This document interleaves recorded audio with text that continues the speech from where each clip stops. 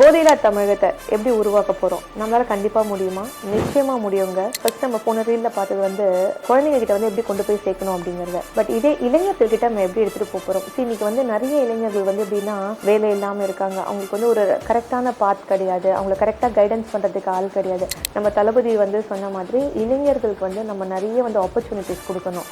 இளைஞர்களை நிறைய இதில் நம்ம வேலை இல்லாமல் இருக்கக்கூடாது. ஸோ செல்ஃப் அவேர்னஸ் கொடுக்கணும். உங்களுக்கு ஒரு வேலை கிடைக்கலன்னா கூட எப்படி இன்னொரு வேலையை நம்மளே எடுத்து செய்கிறது. ஏன்னா இன்றைக்கி digitally we have lot of options and opportunities ஒரு வேலை பண்ணுறதுக்கு இருக்குது. இப்போ இன்ஸ்டாகிராம் எடுத்திங்கன்னா எவ்வளோ பேர் அதில் போட்டு எவ்வளோ பண்ணுறாங்களே, அந்த மாதிரி ஒரு சின்ன சின்ன ஒர்க் பண்ணி கான்சன்ட்ரேஷன் அதில் இது பண்ணிட்டு போகலாம் அவங்க. ஸோ இந்த மாதிரி பண்ணும்போது இந்த ட்ரக்ஸ்லேருந்து கம்ப்ளீட்டாக எராடிகேட் பண்ணுறதுக்கு நமக்கு 100% சான்சஸ் கண்டிப்பாக இருக்குது. அதுக்கப்புறம் திருப்பி அவங்க போகிறாங்க அப்படின்னா இட்ஸ் அ ஃபெயிலியர். அந்த ஃபெயிலியர் எப்படி பண்ணோன்னாக்கா குடும்பத்தால் மட்டும்தான் அதை எடுக்க முடியும். அவங்கள ஒரு அனுசரித்து அவங்கள கொண்டு போகிறதுனால மட்டும்தான் இதுலேருந்து ஃபுல்லாக அவங்கள வெளியில் கொண்டு வர முடியும்.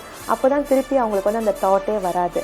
ஸோ அந்த தாட் வராமல் இருக்கணும்னாக்கா it's not only police and not only the government. ஒவ்வொரு குடும்பத்துலேயும் இருக்கிற ஒவ்வொரு மெம்பருமே இதை கண்டிப்பாக ஒரு இதுவாக எடுத்துக்கணும். அவங்க எடுத்துகிட்டு எங்கள் வீட்டில் இருக்கவங்கள நாங்கள் காப்பாற்றுவோம் அப்படின்னு இருந்தாங்கனாக்கா கண்டிப்பாக ட்ரக்ஸ் ஃப்ரீ சொசைட்டி நம்ம கண்டிப்பாக கொண்டு வரலாம்.